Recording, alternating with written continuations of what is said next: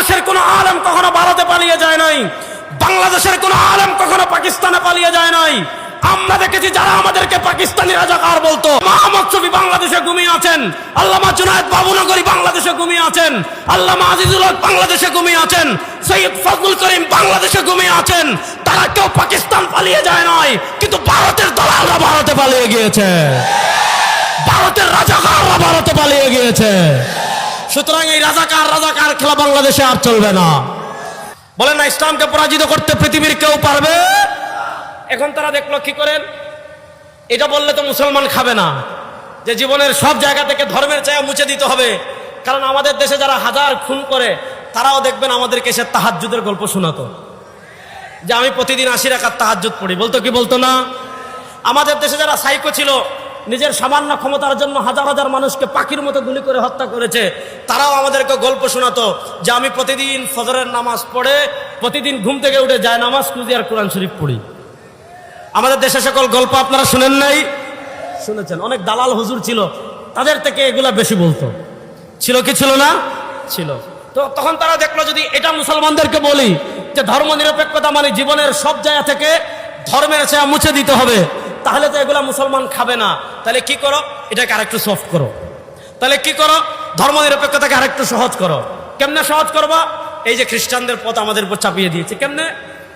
গত 100 বছরে তারা মুসলমানদেরকে শিখিয়েছে, গত 150 বছরে বুদ্ধিবৃত্তিক ভাবে মুসলমানদের উপর রাজনৈতিক আধিপত্য বিস্তার করে পৃথিবীর যত মুসলমান আছে, বিশেষ করে পৃথিবী নিয়ে এখন আলাপ দিচ্ছি না, আমার বাংলাদেশ নিয়ে আমি আলাপ দিচ্ছি। আমি স্পষ্ট করে আপনাদেরকে প্রথম একটা কথা বলি, আমি গত বছর চট্টগ্রাম পলোগ্রাউন্ড মাঠে 1 কোটি টাকার চ্যালেঞ্জ দিয়েছিলাম। আমাদের বাংলাদেশের মুক্তিযুদ্ধের চেতনা কখনো ধর্ম নিরপেক্ষতা ছিল না। আমাদের বাংলাদেশের মুক্তিযুদ্ধের প্রকৃত চেতনা ছিল 3টা। বলেন কয়টা? আমাদের বাংলাদেশের মুক্তিযুদ্ধের চেতনা ছিল সাম্য, মানবিক মর্যাদা, সামাজিক ন্যায় বিচার। মুক্তিযুদ্ধ চলাকালীন বলা হয়েছিল এই 3টা চেতনাকে সামনে রেখে আমরা মুক্তিযুদ্ধ করি, সাম্য, মানবিক মর্যাদা, সামাজিক ন্যায় বিচার। আর দেশ স্বাধীন হওয়ার 1 বছরের পর আমাদের 72-এর সংবিধান, এটা বাংলাদেশে বসে লেখা হয় নাই, এটা লেখা হয়েছিল ভারতে। ওই ভারতের প্রেসক্রিপশনে 72-এর সংবিধানে বাংলাদেশে ধর্ম নিরপেক্ষতা চাপিয়ে দেওয়া হয়েছে। 2024-এর জুলাই আগস্টের গণবিপ্লবের পর বাংলাদেশে আর ধর্ম নিরপেক্ষ মতবাদ চলতে দেওয়া হবে না। স্পষ্ট ভাষায় বলি, বাংলাদেশে ধর্ম নিরপেক্ষ মতবাদ আর চলবে। আপনারা কি ভয় পাচ্ছেন? জুড়ে বলেন, বাংলাদেশে ধর্ম নিরপেক্ষ মতবাদ আর চলবে। এখন তারা মুসলমানদেরকে আরেকটা ট্যাবলেট সহজ করে দিয়েছে। কি বলে? খ্রিস্টানরা বলে ধর্ম থাকবে গির্জায়, রাষ্ট্রের কোথাও ধর্ম থাকবে না। খ্রিস্টানরা বলে ধর্ম থাকবে গির্জায়, রাষ্ট্র পরিচালনায় ধর্ম থাকবে না। খ্রিস্টানরা বলে ধর্ম থাকবে গির্জায়, বিচার ব্যবস্থায় ধর্ম থাকবে না। খ্রিস্টানরা বলে ধর্ম থাকবে গির্জায়, অর্থনীতিতে ধর্ম থাকবে না। খ্রিস্টানরা বলে ধর্ম থাকবে গির্জায়, আপনার সংবিধানে ধর্ম থাকবে না। খ্রিস্টানরা বলে ধর্ম থাকবে গির্জায়, সংসদে ধর্ম থাকবে না।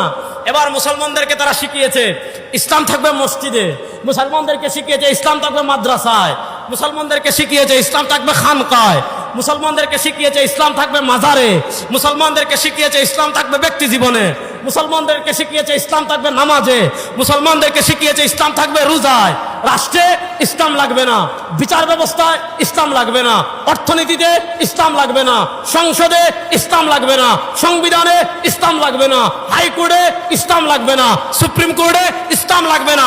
খ্রিস্টানরা বলতো গির্জা গির্জা, কায়সার কায়সার, গির্জা আলাদা, রাষ্ট্র আলাদা। এই মুসলমানদের ভিতর গত 100 বছরে তারা এই চেতনা ছড়িয়ে দিয়েছে ধর্ম থাকবে মাদ্রাসায়, ধর্ম থাকবে খানকায়, ধর্ম থাকবে মাজারে, রাষ্ট্র ধর্ম লাগবে না, বিচার ব্যবস্থায় ধর্ম লাগবে না, অর্থনীতিতে ধর্ম লাগবে না। এজন্য মুসলমানদেরকে তারা শিখিয়েছে ধর্ম আলাদা, রাষ্ট্র আলাদা। বলেন নাউজুবিল্লাহ। আরে বেগুন জুড়ে কোন না নাউজুবিল্লাহ। আচ্ছা বলেন, ধর্ম আলাদা রাষ্ট্র আলাদা, ভালো করে বুঝেন। ধর্ম আলাদা রাষ্ট্র আলাদা, এই চিন্তাটা মুসলমানদের না খ্রিস্টানদের? জুড়ে বলেন, এই চিন্তা মুসলমানদের না খ্রিস্টানদের? এবার এই খ্রিস্টানদের চিন্তাটা তারা আমাদের ভিতর পুশ করে দিয়েছে ধর্ম নিরপেক্ষতার নামে। এজন্য দেখবেন আমরা যদি মসজিদে জুমার বয়ানে ইসলামী রাষ্ট্র প্রতিষ্ঠার কথা বলি, আমরা যদি ওয়াজ মাহফিলে ইসলামী বিচার ব্যবস্থার কথা বলি, আমরা যদি আমরা তাফসির মাহফিলে ইসলামী অর্থনীতির কথা বলি, আমরা যদি তাফসির মাহফিলে ধর্মনিরপেক্ষতার কথা বলি, আমরা যদি তাফসির মাহফিলে আপনার সমাজতন্ত্রের বিরুদ্ধে বক্তব্য দেই, আমরা যদি ওয়াজ মাহফিলে গণতন্ত্রের বিপক্ষে বক্তব্য দেই, আমাদের দেশে এমন বুদ্ধিজীবী আছে তারে একটা বোম মারলেও সূরা ফাতিহা শুদ্ধ করে পড়তে পারবে না। সে আমাদেরকে চক্ষুতে বসে জ্ঞান দেবে, হুজুর আপনারা ধর্ম নিয়ে বাড়াবাড়ি করেন কেন? বলে কি বলে না? সে আমাদেরকে বলে হুজুর ধর্ম নিয়ে বাড়াবাড়ি করেন কেন? এই ধর্ম নিরপেক্ষতার বিষ গত 100 বছর তারা মুসলমানদের উপর চাপিয়ে দিয়েছে। এজন্য দেখবেন বাংলাদেশে 72 সালে যখন প্রাতিষ্ঠানিকভাবে ধর্ম নিরপেক্ষতা চাপিয়ে দিয়েছে, পৃথিবীর যতগুলো মুসলিম রাষ্ট্র তারা ধর্ম নিরপেক্ষতা চাপিয়ে দিয়েছে, সে সকল রাষ্ট্রের অবস্থা দেখেন। তুরস্কে যখন ধর্ম নিরপেক্ষতা চাপিয়ে দিয়েছিল, তুরস্কের অবস্থা কি হয়েছিল? আযান নিষিদ্ধ করা হয়েছে, হিজাব নিষিদ্ধ করা হয়েছে, নামাজ নিষিদ্ধ করা হয়েছে, আরবি আযান পরিবর্তন করা হয়েছে, আরবি বর্ণমালা পরিবর্তন করা হয়েছে, দাড়ি রাখা নিষিদ্ধ করা হয়েছে, মসজিদকে জাদুঘর বানানো হয়েছে, কেউ যদি আরবি একটা অক্ষর পড়ে তাকে ফাঁসি দেওয়া হয়েছে। তুরস্কে ধর্ম নিরপেক্ষতা চাপিয়ে দেওয়া হয়েছে, তুরস্ককে নিঃশেষ করে দিয়েছিল। আপনি দেখেন তিউনিসিয়া ধর্ম নিরপেক্ষতা চাপিয়ে দিয়েছিল, তিউনিসিয়া তারা আরবি বর্ণমালা নিষিদ্ধ করেছে, আলেমদেরকে গণহারে ফাঁসি দিয়েছে। বাদ দেন তিউনিসিয়ার গল্প, বাদ দেন তুরস্কের গল্প। আমাদের বাংলাদেশ রাষ্ট্রের মৌলিক সমস্যা কি? আমাদের বাংলাদেশ রাষ্ট্রের যতগুলো মৌলিক সমস্যা আছে তার ভিতর অন্যতম মৌলিক সমস্যা হলো আমাদের এখানে ধর্ম নিরপেক্ষতার নামে কাঠামোগত গত 54 বছর ইসলাম বিদ্বেষ চাষ করা হয়েছে। এই বাংলাদেশে আপনারা দেখেছেন অনেক প্রতিষ্ঠান এমন ছিল যেখানে হিজাব পরে আপনি চাকরি করতে পারবেন না, এমন সরকারি এজেন্সি এমন ছিল যেখানে দাড়ি রেখে আপনি চাকরি করতে পারবেন না। গত 15 বছরের বাংলাদেশ আপনারা দেখেছেন ধর্ম নিরপেক্ষতার নামে কাঠামোগত ইসলাম বিদ্বেষ কোন পর্যন্ত চলে গিয়েছে। বিভিন্ন ভার্সিটিতে আপনারা দেখেছেন গোয়েন্দারা নজর রাখতো কারা ফজরের নামাজে যায়, গোয়েন্দারা নজর রাখতো কারা আপনার চাকরি বানিয়ে তাদেরকে মৌলবাদ সাজিয়ে তাদেরকে গুম করে ক্রসফায়ারে হত্যা করার ঘটনা আমাদের দেশে হয়েছে কি হয় নাই? আমি স্পষ্ট করে বলি, বাংলাদেশে রাজাকার খেলার দিন শেষ, বাংলাদেশে মৌলবাদ খেলার দিন শেষ, বাংলাদেশে জঙ্গি খেলার দিন শেষ। আমাদেরকে জঙ্গি একদল বানাতে চেয়েছিল বাংলাদেশে। আমি সব জায়গায় বলি আমার বক্তৃতায়, আমরা দাড়ি রাখার কারণে, টুপি রাখার কারণে, পাঞ্জাবি পরার কারণে গত 15 বছর আমাদেরকে যারা পাকিস্তানি রাজাকার বলতো, তাদের 14 গোষ্ঠী ভারতীয় রাজাকার। বাংলাদেশের কোন আলেম কখনো ভারতে পালিয়ে যায় নাই, বাংলাদেশের কোন আলেম কখনো পাকিস্তানে পালিয়ে যায় নাই। আমরা দেখেছি যারা আমাদেরকে পাকিস্তানি রাজাকার বলতো, আমাদের 14 পুরুষ বাংলাদেশে ঘুমিয়ে আছেন, আল্লামা আহমদ শফি বাংলাদেশে ঘুমিয়ে আছেন, আল্লামা জুনায়েদ বাবুনগরী বাংলাদেশে ঘুমিয়ে আছেন, আল্লামা আজিজুল হক বাংলাদেশে ঘুমিয়ে আছেন, সৈয়দ ফজলুল করিম বাংলাদেশে ঘুমিয়ে আছেন। তারা কেউ পাকিস্তান পালিয়ে যায় নাই, কিন্তু ভারতের দালালরা ভারতে পালিয়ে গিয়েছে, ভারতের রাজাকাররা ভারতে পালিয়ে গিয়েছে। সুতরাং এই রাজাকার খেলা বাংলাদেশে আর চলবে না। মৌলবাদ খেলে আপনি বাংলাদেশ থেকে আলেমদেরকে মাইনাস করতে চাইবেন। একদল আলেমদেরকে মাইনাস করে ভারতে পালিয়ে গিয়েছে। বাংলাদেশ থেকে যারা ইসলামকে মাইনাস করতে চাইবেন, আলেমদেরকে মাইনাস করতে চাইবেন, ইসলামী রাজনীতিকে মাইনাস করতে চাইবেন, কোথায় পালাবেন? এখন থেকে প্রস্তুতি নেন। স্পষ্ট ভাষায় বলি, কোথায় পালাবেন? এখন থেকে প্রস্তুতি নেন। এই মুসলমানদের ভিতরে আপনি দেখেন বাংলাদেশের 54 বছর ধর্ম নিরপেক্ষতার নামে এখানে কাঠামোগত ইসলাম বিদ্বেষ চাষ করা হয়েছে। বাংলাদেশে এমন বহু ঘটনা ঘটেছে, বিভিন্ন ভার্সিটিতে কোনো মেয়ে হিজাব পরিধান করে গিয়েছে, হিজাব পরিধান করার কারণে তাকে কি করা হয়েছে? তাকে হেনস্থা করা হয়েছে। বাংলাদেশে ভার্সিটিতে এমন হয়েছে, আমাদের আসিফ মাহতাব উৎস স্যার তিনি ট্রান্সজেন্ডারের বিরুদ্ধে কি করেছেন? ট্রান্সজেন্ডারের বিরুদ্ধে বক্তৃতা দেওয়ার কারণে তাকে ব্রাক বিশ্ববিদ্যালয় থেকে বহিষ্কার করা হয়েছিল। এই কাঠামোগত ইসলাম বিদ্বেষ কেন বাংলাদেশে সম্ভব হয়েছে? এই কাঠামোগত ইসলাম বিদ্বেষ এজন্য বাংলাদেশে সম্ভব হয়েছে কারণ 54 বছর বাংলাদেশে তারা ধর্ম নিরপেক্ষতা চাপিয়ে দিয়েছিল। এবার আসেন, এই ধর্ম নিরপেক্ষতা দিয়ে তারা বুঝিয়েছে ধর্ম আলাদা, রাষ্ট্র আলাদা। এবার আমি আপনাদেরকে একটা ফতোয়া শোনাই। মাদ্রাসার ছাত্ররা আমাদের বায়তুল মুকাররমের খতিব মাওলানা আব্দুল মালেক সাহেবকে চিনেন তো? একটু জুড়ে বলেন, চিনেন কি চিনেন না? তার উস্তাদ হলেন শেখ আব্দুল ফাত্তাহ আবু গুদ্দার রাহিমাহুল্লাহ, যিনি 1417 হিজরিতে ইন্তেকাল করেছেন। শেখ আব্দুল ফাত্তাহ আবু গুদ্দার রাহিমাহুল্লাহ আমার দাদা উস্তাদ। শেখ আব্দুল ফাত্তাহ আবু গুদ্দার রাহিমাহুল্লাহর উস্তাদ হলেন আল্লামা জাহিদ কাউসারী রহমতুল্লাহ আলাইহি। তিনি 1371 হিজরিতে ইন্তেকাল করেছেন। আল্লামা জাহিদ কাউসারী রাহিমাহুল্লাহ আমাদের আকীদার পক্ষে এক জীবন্ত মুজাহিদ ছিলেন। আমাদের ফিকহে হানাফির পক্ষে একজন জীবন্ত মুজাহিদ, একজন বড় মুজাহিদ ছিলেন, যারা ফিকহে হানাফির উপর, আমাদের আকীদার উপর, আমাদের ইমামে আযম আবু হানিফা রাহিমাহুল্লাহর উপর বিভিন্ন আপত্তি করেছে। বিভিন্নভাবে ইমামে আযম আবু হানিফা রাহিমাহুল্লাহ ফিকহে হানাফিকে এবং আমাদের আকীদার মৌলিক যে দ্বারা আহলুস সুন্নাহ ওয়াল জামাতের আকীদার যে দ্বারা আশআরী এবং মাতুরিদি আকীদাকে যারা বিতর্কিত করতে চেয়েছে, তাদেরকে কলমের মাধ্যমে যিনি জবাব দিয়েছেন, তিনি আমাদের দাদা উস্তাদের উস্তাদ আল্লামা জাহিদ কাউসারী রহমতুল্লাহ আলাইহি। 1371 হিজরিতে তিনি ইন্তেকাল করেছেন। তার অনেকগুলো ছোট ছোট মাকালা আছে। ওই মাকালাগুলো মাকালাতুল কাউসারী নামে ছেপেছে। ওই মাকালাতুল কাউসারী আপনি হাটহাজারীর যে কোনো লাইব্রেরিতে খোঁজ করলে এটা পাবেন। অনেকগুলো চমৎকার চমৎকার ইলমি মাকালা এখানে সন্নিবেশিত হয়েছে। এগুলা ছাত্ররা পড়বেন। মাকালাতুল কাউসারী পড়বেন, মাকালাতুল কাশ্মীরি পড়বেন, এরপরে আপনি মাজমুআতুর রাসাইলুল কাশ্মীরি পড়বেন, মাজমুআতুর রাসাইল ইবনে আবিদিন পড়বেন, তারপর মুফতি শফি রাহিমাহুল্লাহর যে মাজমুআ জাওয়াহিরুল ফিকহ পড়বেন। এগুলো হলো ইলমের খাজানা। তো আল্লামা জাহিদ কাউসারী রহমতুল্লাহ আলাইহি তার মাকালাতুল কাউসারীর মধ্যে একটা মাকালা লিখেছেন, যে মাকালার নাম হলো হুকম মুহাওয়ালাতি ফাসলিদ দ্বীন আনিদ দাওলা।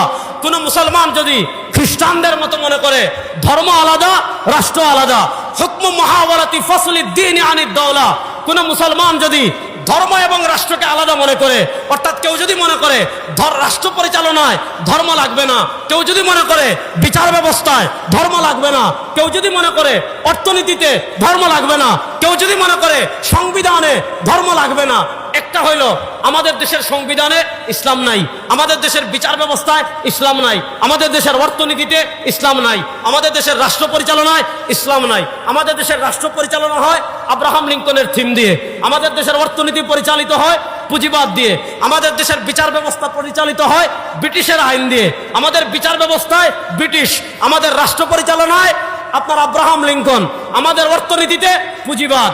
আর গত 15 বছর আমাদের সংবিধানে ছিল গণতন্ত্র, সমাজতন্ত্র, জাতীয়তাবাদ আর ধর্মনিরপেক্ষতাবাদ। অন্তর্বর্তীকালীন সেটা বাদ দিয়েছে, বাদ দিয়ে সাম্য মানবিক মর্যাদা, সামাজিক ন্যায় বিচার আবার এনেছে। সেই আলোচনায় আমি যাচ্ছি না। আমাদের বিচার ব্যবস্থায় ইসলাম নাই, আমাদের অর্থনীতিতে ইসলাম নাই, আমাদের রাষ্ট্র পরিচালনায় ইসলাম নাই। একটা হলো নাই, কিন্তু কোন মুসলমান যদি এই আকীদা ধারণ করে, আল্লামা জাহিদ কাউসারী রহমতুল্লাহ আলাইহি একটা মাকালা লিখেছেন, হুকম মুহাওয়ালাতি ফাসলিদ দ্বীন আনিদ দাওলা। কোন মুসলমান যদি মনে করে ধর্ম আলাদা রাষ্ট্র আলাদা, আল্লামা কাউসারী রহমতুল্লাহ আলাইহি স্পষ্ট ভাষায় ফতোয়া দিয়েছেন, ফাল মুসলিমু ইযা তালাবা বিমিসলি যালিকা ফি সালামাতি আকলিহি। কোন মুসলমান যদি সুস্থ মস্তিষ্কে এই কথা বলে ধর্ম আলাদা রাষ্ট্র আলাদা, তার ঈমান থাকবে না, সাথে সাথে মুরতাদ হয়ে যাবে। তার ঈমান থাকবে না, সাথে সাথে কি হয়ে যাবে? মুরতাদ হয়ে যাবে।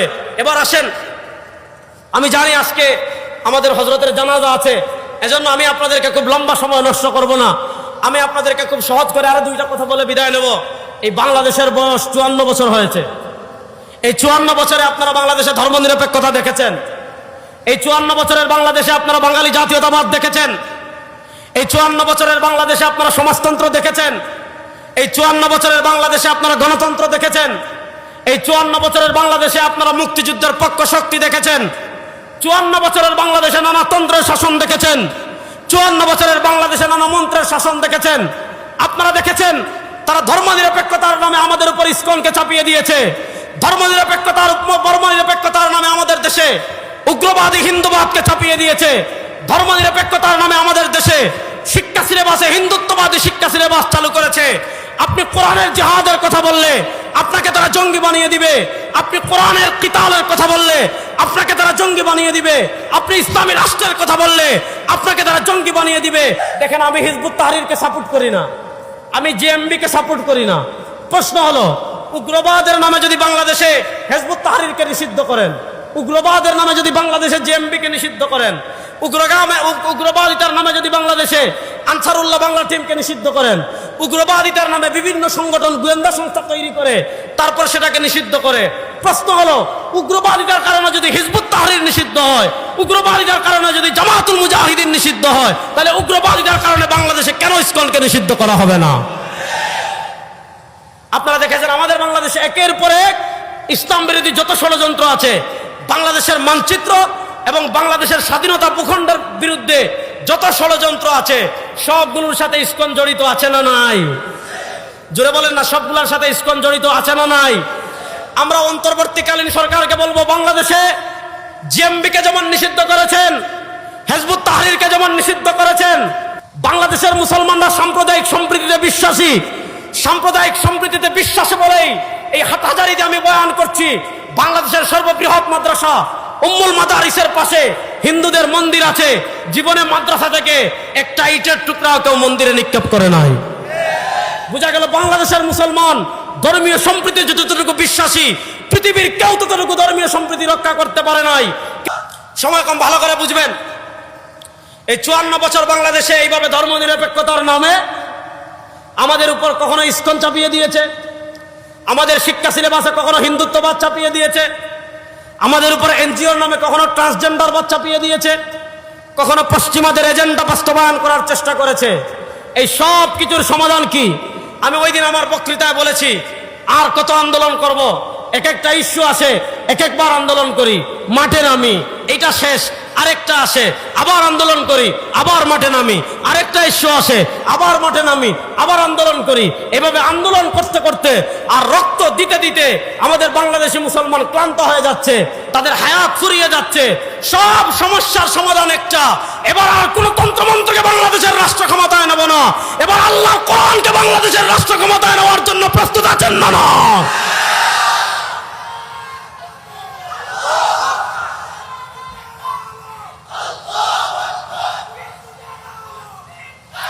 শুনেন, বাংলাদেশ আমরা 54 বছর দেখেছি। এই 54 বছর বাংলাদেশে অনেক শাসন করেছেন। বাংলাদেশের একটা মৌলিক সমস্যা হলো আমাদের দেশের দুর্নীতি। 54 বছর বাংলাদেশের কেউ দুর্নীতি বন্ধ করতে পেরেছে? আপনি কাদের দিয়ে দুর্নীতি বন্ধ করবেন? যাদের দিয়ে দুর্নীতি বন্ধ করতে চাইবেন তারাই হাজার হাজার কোটি টাকা বিদেশে পাচার করে। পৃথিবীতে এমন কোন নজির নাই যে দেশের ব্যাংক ডাকাতি হয়ে যায়। পৃথিবীতে এমন কোন নজির নাই যে দেশের শেয়ার বাজার ডাকাতি হয়ে যায়। পৃথিবীতে এমন কোন নজির নাই আমাদের দেশের গরিব মানুষেরা মাথার ঘাম পায়ে ফেলে প্রবাস থেকে রেমিটেন্স পাঠায়, দেশের ব্যাংকে আসে।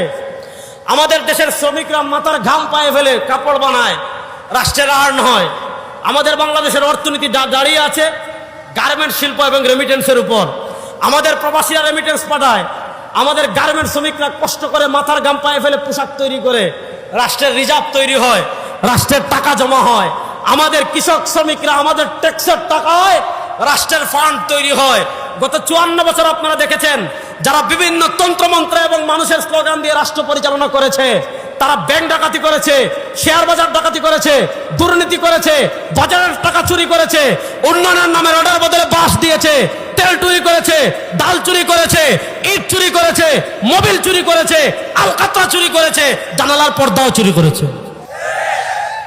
আপনারা দেখেছেন বাংলাদেশ আগে দুর্নীতিতে চ্যাম্পিয়ন হয়েছে। আমাদের দেশে যারাই রাষ্ট্র পরিচালনা করেছে মানুষের মৌলিক অধিকার দুর্নীতি বন্ধ করতে পারে নাই। বাংলাদেশ গত 54 বছর পরিচালিত হয়েছে ব্রিটিশের আইনে। এই ব্রিটিশের আইনে খুন বন্ধ করতে পারে নাই। দুর্নীতি দেখতে দেখতে বাংলাদেশের মানুষ ক্লান্ত হয়ে গিয়েছে। এই 54 বছর গণতন্ত্র বাংলাদেশে ফেল, এই 54 বছর বাঙালি জাতীয়তাবাদ বাংলাদেশে ফেল, এই 54 বছরে সমাজতন্ত্র বাংলাদেশে ফেল, এই 54 বছরে ব্রিটিশের আইন বাংলাদেশে ফেল। 54 বছরে পারেন নাই, 54,000 বছরেও পারবেন না। বাংলাদেশে খুন বন্ধ হোক আপনারা চান কি চান না? জোরে বলেন, বাংলাদেশে খুন বন্ধ হোক আপনারা চান কি চান না? কারা কারা চান দেখে একটু হাত তোলেন তো। বাংলাদেশে ধর্ষণ বন্ধ হোক আমরা চাই কি চাই না? বাংলাদেশের দুর্নীতি বন্ধ হোক আপনারা চান কি চান না? বাংলাদেশের চাঁদাবাজি বন্ধ হোক আপনারা চান কি চান না? বাংলাদেশে আমার বোনের ইজ্জতের হেফাজত থাকুক আপনারা চান কি চান না? রব্বে কাবার কসম করে বলে 54 বছরের মানুষের আইন দিয়ে দুর্নীতি বন্ধ করতে পারেন নাই, খুন বন্ধ করতে পারেন নাই, গুম বন্ধ করতে পারেন নাই, ধর্ষণ বন্ধ করতে পারেন নাই। মাত্র 3 মাসের জন্য আল্লাহর কোরআনকে রাষ্ট্র ক্ষমতায় নিয়ে আসেন, সব বন্ধ হয়ে যাবে। মাত্র 3 মাসের জন্য ব্রিটিশের আইন বাদ দিয়ে আল্লাহর কোরআনের আইনে বিচার করেন, সব বন্ধ হয়ে যাবে। এজন্য 54 বছরের পর বাংলাদেশে একটা বিপ্লব হয়েছে। 2024-এর জুলাই আগস্টের গণবিপ্লবের মাধ্যমে বিপ্লব অর্ধেক হয়েছে। 2024-এর জুলাই আগস্টের গণবিপ্লবের মাধ্যমে বিপ্লব অর্ধেক হয়েছে। আমরা ভারতের আধিপত্যবাদকে পরাজিত করেছি, আমরা বাংলাদেশের ধর্মনিরপেক্ষতাবাদকে পরাজিত করেছি, আমরা বাংলাদেশে মানুষের তন্ত্রকে পরাজিত করেছি, কিন্তু 2024-এর জুলাই আগস্টের গণবিপ্লবের পরও 1500 থেকে 2000 মানুষ